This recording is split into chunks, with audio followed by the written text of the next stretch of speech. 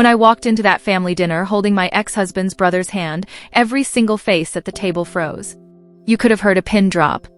My ex-mother-in-law's fork clattered onto her plate. My ex-husband looked like he'd seen a ghost. And his sister, she just stared at me like I was the worst person who'd ever lived. I knew in that moment I'd become the villain in everyone's story. But what they didn't know, what no one knew, was why. I didn't plan to fall for him. I didn't plan to destroy what was left of our family. But love doesn't always ask for permission. And sometimes, the person who understands your pain the most is the one you're not supposed to love. My name is Emma. I'm 32 years old, and I live in a small town outside Denver, Colorado. 3 years ago, I got married to a man named Tom. We were high school sweethearts. Everyone said we were perfect together. And maybe we were. For a while. But marriage has a way of showing you who someone really is. And Tom, he wasn't the man I thought he was. He was always working. Always tired. Always somewhere else, physically and emotionally. I tried to talk to him about us, about our future, about starting a family. But he just shut me down. Not now, Emma. I'm exhausted. Year after year, I felt myself disappearing. Like I was living with a roommate, not a husband. I tried everything. Therapy. Date nights. Love letters. Nothing worked. So 2 years ago, I filed for divorce. It wasn't dramatic. It wasn't ugly. It was just sad. Tom didn't fight for me. He didn't even seem surprised. He just signed the papers and moved on with his life. And I was left sitting in our empty apartment, wondering if I'd ever feel whole again. I thought divorce would give me peace. But instead, it gave me silence. Everyone in town still whispered about me. Poor Emma. Couldn't make it work. She gave up too easily. No one asked why I left. They just assumed I was the problem. About 6 months after the divorce, I ran into Jake. Tom's younger brother. I'd always known Jake, of course. He'd been at our wedding. At family dinners. At Christmas gatherings. But we'd never really talked. Not deeply, anyway. That day, I was at the grocery store, standing in the cereal aisle, staring at boxes like they held the answers to my life. And then I heard his voice. Emma. I turned around, and there he was. Taller than I remembered. Kinder eyes than his brother. Jake. Hi. He smiled softly. How are you holding up? It was such a simple question. But no one had asked me that in months. I'm managing, I said, trying to sound okay. He nodded. I'm sorry about everything. I know it wasn't easy. Something about the way he said it, without judgment, without pity, made my throat tighten. We talked for a few more minutes. Nothing serious. Just small talk. But as I drove home that day, I realized something. Jake had seen me. Really seen me. In a way Tom never had. A few weeks later, I got a text from him. Hey, I know this might be weird, but I'm fixing up my deck this weekend and could use an extra pair of hands. Interested? I'll buy pizza. I hesitated. Was it weird? Probably. But I was so lonely. And he was just being kind. So I said yes. That Saturday, I showed up at his place. A cozy little house on the edge of town with a wraparound porch and a view of the mountains. We spent the afternoon hammering, sanding, laughing at our terrible carpentry skills. And for the first time in years, I felt light. He didn't ask me about Tom. He didn't make me relive the divorce. He just let me be myself. By the time the sun set, we were sitting on the half-finished deck, eating cold pizza and watching the sky turn orange. Thank you for today, I said quietly. He looked over at me, his expression soft. Anytime, Emma. I mean that. And I believed him. After that day, Jake and I started spending more time together. At first, it was innocent. Coffee on Saturday mornings. Hiking the trails near town. Movie nights where we'd argue about which film was better. He made me laugh. He made me feel like I wasn't broken. But somewhere along the way, things started to shift. I'd catch myself smiling at his texts. Looking forward to seeing him. Noticing the way his eyes crinkled when he laughed. And I hated myself for it. He's Tom's brother, I'd tell myself. This is wrong. This is so wrong. But every time I tried to pull away, he'd say something that made me stay.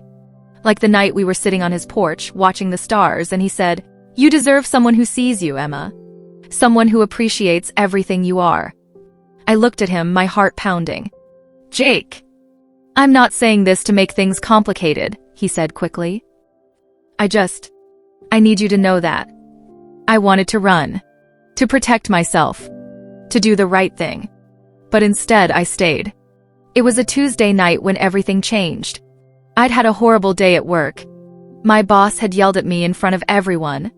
I came home, sat on my couch, and just cried. Jake called me. Hey, you okay? You sound off. I'm fine, I lied. Emma. His tone was gentle but firm. Like he knew I was lying. I'm coming over, he said. 20 minutes later, he was at my door with takeout and a pint of ice cream. We ate in silence. And then, out of nowhere, I just started talking. About Tom. About the years of feeling invisible. About the shame I still carried. Jake listened. Really listened. And when I finally stopped talking, he reached over and took my hand. You're not invisible to me, he said quietly. I looked up at him. And in that moment, I saw something in his eyes that terrified me. He cared about me. Deeply. And God help me. I cared about him too. This is crazy, I whispered. I know, he said. We can't do this. I know. But neither of us let go. That night, sitting on my couch with his hand in mine, I realized something. I'd spent so long doing what everyone expected of me. Marrying the right guy.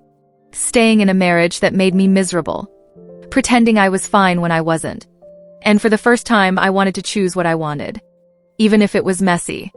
Even if it was complicated. Even if it was wrong. Jake, I said softly. If we do this, everything will change. He nodded. I know. But Emma, I think you're worth it. And that was it. We crossed a line we could never uncross. For a while, we kept it secret. We didn't tell anyone. Didn't post pictures. Didn't go out in public together. We'd meet at his place. Or mine. Late at night when no one was watching. It felt like we were living in our own little world. Away from judgment. Away from the mess. But secrets don't stay buried forever. It started with a text from Tom's sister, Megan. Is it true you're seeing Jake? My blood ran cold. I didn't know what to say. So I didn't respond. But within hours, my phone was blowing up. Tom's mom. His cousins. Friends from our old circle. Everyone had an opinion. How could you do this to Tom? You're disgusting. You're tearing this family apart. And then, Tom himself called. I stared at his name on my screen, my hands shaking. I answered. Emma. His voice was cold. Hard. Tell me it's not true. I swallowed. Tom. Tell me you're not dating my brother. Silence. Jesus Christ, Emma. He laughed bitterly. You couldn't find anyone else? You had to go after him? It's not like that. Then what is it like? He snapped. You want to punish me? Fine. But leave Jake out of it. This has nothing to do with you. I shouted back, tears streaming down my face. You don't get to control my life anymore. He was quiet for a moment. Then he said, You've always been selfish. I just didn't see it before. And he hung up. The backlash was brutal. Tom's family stopped speaking to me. Friends I'd known for years unfriended me on social media. I'd see people whispering when I walked into the grocery store, pointing, judging. Someone even left a note on my car that said, Homewrecker. Jake tried to shield me from it. But he was dealing with his own hell. His brother wouldn't speak to him. His mom cried every time she saw him. His dad called him a traitor. Maybe we should stop, I said one night, tears in my eyes. Maybe this isn't worth it. Jake took my face in his hands. Don't say that. Don't let them take this from us. But look at what we're doing to your family. My family didn't care when Tom made you miserable for years, he said firmly.